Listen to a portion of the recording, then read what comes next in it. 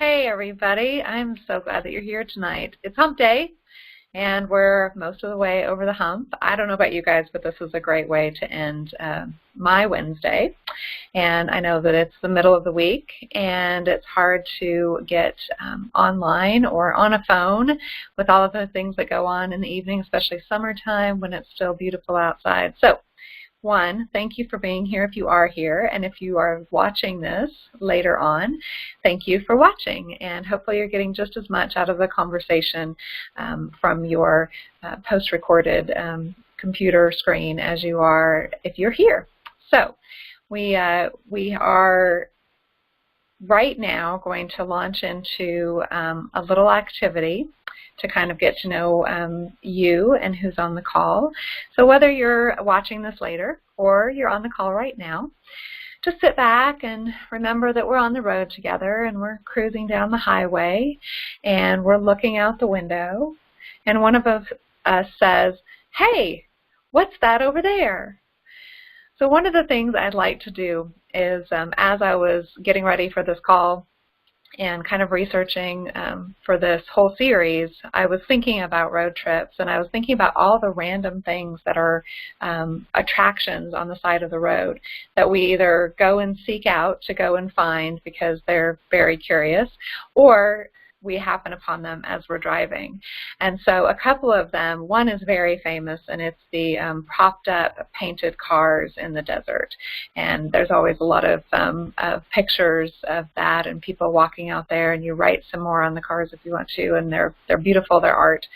And another that I saw as I was researching was a bottle village in Simi Valley, and all of the buildings are made out of different parts of bottles. So just real quick right now, if you're on the phone call and you've done a road trip somewhere, or if you're not on the call and you're just thinking and wondering, think about a place that you've been, that you either stopped spontaneously on the side of the road, or you intentionally went and sought out a roadside attraction. Tell us a little bit about it. Who would like to go first? Hi, this is Lorraine. One of my most memorable experiences was a trip that my family took to Hawaii, and we went on a drive to the road to Hana. And I remember two things about it. It was kind of bittersweet because it was so windy and I get car sick. But I didn't even care because everything about it was breathtakingly beautiful to where I could be distracted over it and enjoy the waterfalls and the black sand beaches and the basalt stones. And we hadn't taken a vacation in like 5 years, so it was really hard to come back to reality. Or just the dailies, what I call the dailies. That's where the rubber meets the road. But that trip to Hana was just like unreal. It was so beautiful. That's really cool. That's awesome. Yeah, coming back to reality, back to life, back to reality. That song always runs through my head when I'm coming back. Anybody else? Yeah, one of my favorites, this is Laurie, one of my favorite road stops is between Springfield, Missouri and St. Louis. There's a flea market that has a huge ice cream stand out in front, and then it also has like a UFO. It's called the Pink Elephant, I think, but my sister and I have taken trips up there junking and going to Chicago, and we love stopping there. They have the best swirl, like the twisted cone in the world. It's the best. That is so cool. Well, I think both of you are talking about those things that, you know, when we have a goal, when we have a mission, when we're trying to get somewhere without fail, we tend to just kind of heads down and plow through. And so one of the things that we want to make sure happens on this journey, on this road trip together, is that we're taking time to look out the window and be distracted enough that we're not getting car sick, and to notice those things, even though you probably couldn't miss an enormous ice cream cone in the middle of somewhere, but you'd be surprised how many things that we miss when we're just so heads down, heading for a goal, and not really taking time to look at those things that are coming up and around us. And I think that another good point that was made is talking about vacation mode versus back to reality mode. And so one of the challenges is, how do we make time and make space for those relaxing, kind of out the car gazing moments in our day-to-day life, so it doesn't feel like so extreme from one to the other. Also making sure that we make space for the absolute downtime that we all need a lot in our lives. So we're going to take a few minutes and go over the tribe tool that we had this week. And of course, this was a building on of a tool that we used last week. So last week we had the Things I Love list and the I Am activity. I'm very happy to report that one of our participants, who is across the world in Cyprus, which is an island in the Mediterranean. I looked it up, so thank you for the geography lesson. And she wrote in and shared with me the worksheet that she filled in, and it was wonderful. And it was obvious that she went through the I Am activity with gusto, and really thought about those scenarios in her life where she felt the strongest and the most joy, and she documented them and then went through all of the different activities down to her 30-day plan. And it was wonderful. She had everything from very micro, tangible things that she was going to go out and do within the next 30 days, to some bigger concepts, to just kind of a general attitude that she was going to have over the next 30 days. So thank you, Vaya. I appreciate that so much. And one of the opportunities that she gave me was, because she emailed me and sent me her list, I was able to email her back and give her some of the tribe tips and some of the things that I observed. And so hopefully we'll open up that dialogue, because that's the opportunity that everybody has with me over this next 21 days. Well, less than 21 days now, but over this series, is to open that dialogue and email me, and we can talk about things. So that was awesome. Thank you so much. So we have the My Tribes activity that came in your Sunday email with your Sunday introduction video. So I'm curious who has had a chance to crack this one open. Anybody?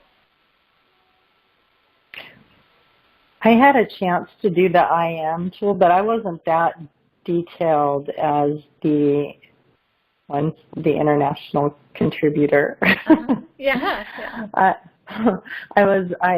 think that I did find, though, that I could easily kind of tag myself as I am by my patterns in my life that make me what I am, that are consistent. Yeah. So I found it not real difficult to come up with a few things that I'm like, oh yeah, I am.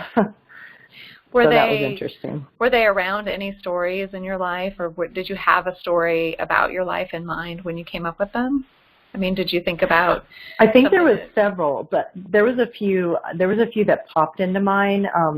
Some challenging things, actually, where perseverance, or who I was as where when you really know who you are in those life-changing or crossroads decisions in your life.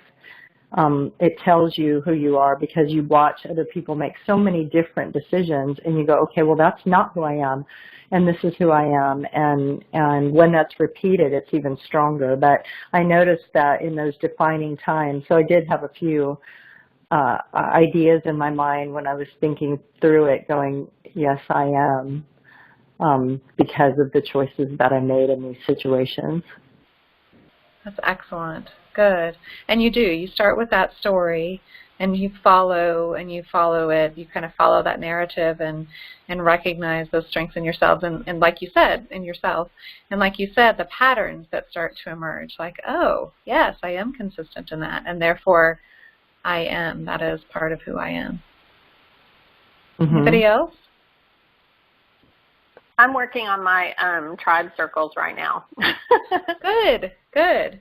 Well, I think that it's really important to note here that even though we're talking about each activity and going over them, and some people have done them and some people haven't, that this is self-paced, and so having some conversations about it is great, but no pressure. And I'm glad that you're doing that. So the My Tribes and the circles was an activity to identify your tribes.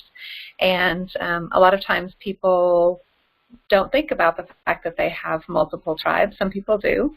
And so this is an opportunity to think about all those different tribes of people that you have in your life. Hopefully you noted that there's no gender specific anything. And some people, the first thing that comes to mind are the people that are closest to them, or that they have the most trust in, even if it's a work situation. Other people just name everybody that's in that circle of people. So there's no limit. I think it's just important to kind of sit and think about all of the people that are in those tribes, and then part of the fun part is to then think about how they might be connected. Sometimes the groups themselves are connected to each other. Sometimes, and this happens to me a lot, two things happen. Either I will realize that two people from two completely different parts of my life know each other, or the one that always surprises me is how in the world could they not know each other? And then there's an opportunity to make introductions. So I think that, when I've done this activity, those are the couple of things that start to emerge. Did anybody else do the activity, or start it, or think about it? I did some thinking, and I had trouble writing stuff down because I realized that, through the course of my 20s, 30s, and past my 40s, I focused on my family, and that became my tribe, because as they grew up, they became adults, and we redefined our relationships. But when they were growing up, I didn't really build my tribe. There was a couple people that kind of stuck from a younger time, but they all moved away. So I realized that I didn't have a lot of social circle type of tribes, apart from the ones I gave birth to. And I ended up having a bunch of girls. I have one boy, but I have a whole tribe of girls. And now, they're having babies, and it's a different relationship. But it's more like a friend and now we're even a different tribe now. I guess I could separate them into their own almost now, but they're still related. So it's just, what it did make me realize, though, is that I think it's important to take time to nurture some of those friendships. Not a ton, but just to have that is I think a good support network sometimes that maybe I didn't have at times when I could have used it. I think you're bringing up a ton of really good points, a bevy of good points. And I'll say that one of the first of them is that it's not, even though there's 5 circles, that doesn't mean that you have to come up with 5 of them. And I think that there are people that have smaller, and again, this is about the intimacy of it. Some people consider their tribe their most trusted people. And Some people like to have a lot of friends from a lot of different avenues and areas of their life, and so they may have used that second page and come up with other circles and groups of friends. I think one of the things that I hope it helped everyone do was think of the different facets of our lives where we maybe do have a tribe that we're not recognizing or thinking about them as a tribe, or that we could build those relationships like what you're saying. So you're talking about kids. Kids in school are a big opportunity sometimes to build a tribe, because sometimes our kids are going to the same schools. They have friends. Their friends have parents. Sometimes we have some common, maybe we're in a common neighborhood. Maybe we have some common interests. And so those are opportunities. And we call that the ages and stages of life, right? So those friends may be good friends, and we're friendly with them, and they're part of a tribe, and we can call them to go ask them to pick our kids up. But then, we go on to middle school, and maybe they didn't stay as close, and that's okay. They were there and part of our tribe and our circle of friends when we needed them. And then, sometimes even if you're in maybe a smaller town, you can feel friendly and connected to anyone from the grocery store clerk to teachers in your child's school, to just somebody in the coffee shop that you see on a regular basis. And so trying to expand our definition of tribe. And again, the most valuable piece of this is that the way you define your tribe is for you to define. So these are just options and avenues and ways to think about it that hopefully will kind of open up for everybody, so that we can think of it in all those different aspects and ways. Make anybody think of anything?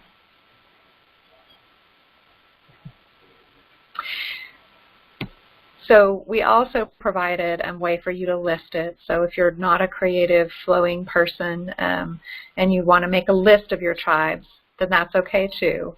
And so that was an opportunity for you to make more of a list and kind of do a little more in a linear fashion and make those connections. So that is the My Tribes identifier. And then what we are about to embark on is the Follow Your Light activity. So I'm going to ask the tricky question of if everyone got that activity and maybe has it up in front of you, or at least you have it somewhere around that you are going to look at it at some point in time. And then we'll just kind of walk through it. So the Follow Your Light activity is exactly what it sounds like. We are going to find what I call your light people in your life. And so reflecting on your My Tribes activity and thinking of who it was that you identified, who are the ones that are lights in your life? And it's extremely important that you don't overthink this, because you know immediately who these people are. And they can be the grocery store clerk. They can be somebody that you're like, oh my gosh, if I didn't see that person every single day, well, hopefully you're not going to the grocery store every day. Let's say the coffee shop person. If I didn't see that person every day, then they just make my day all the time. So maybe somebody outside of your everyday tight group of people, or just that person that you just want to be around all the time. So just randomly tell me if you can think of just a handful. We only have 6 spaces, even though you can use it to write more. So a handful of people. Can you think of one? Yes. Yes. Can you think of, does your brain start to blow up? Is it like, oh my gosh, I have like 100 No. people? No. Okay. We don't want any brain explosion. No, that'd be messy. I think for me, my first light is my son, and it's interesting because I've become less of an extrovert as I've gotten older, and so I'm racking my brain trying to think, if I didn't see blank today, I would be sad. Who is that person? And I can't think of anyone else. I'm like, me and my son. I guess that's all I need. Thanks.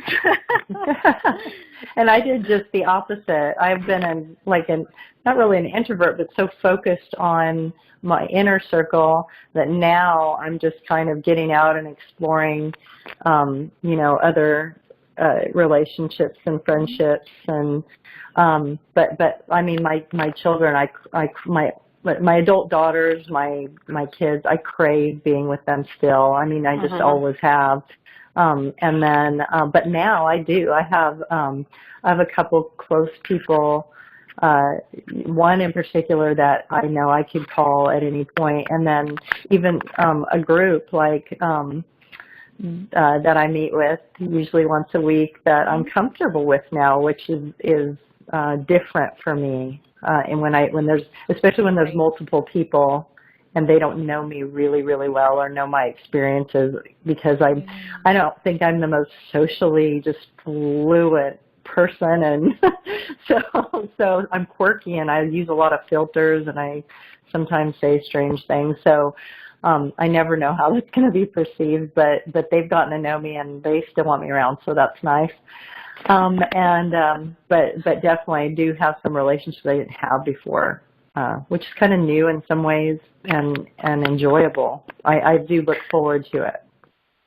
A friend of mine told me that once that she was one of those friends that would call me just every several weeks and say, hey, let's get together. What are you up to? I haven't seen you in a while. And I asked her about that because it was always her that came to me, and she said that she has just a really short list of people that she keeps like in her planner, and every week she goes in and says, okay, who do I need to call this week, and who do I need to see, and who have I not seen? And I was actually very flattered that I was on that list. But I thought, that's a good way to make sure that you're not losing touch with those people that you love, but you're busy and everybody's busy. So I love that idea. That is an excellent tribe tip, and also folds very nicely into this activity. I don't know how you knew what was coming up next after you brainstormed. I know your brain. I know your brain. I know. It's like you're right here inside my head. So when you brainstorm your light people, you both brought up a couple of points.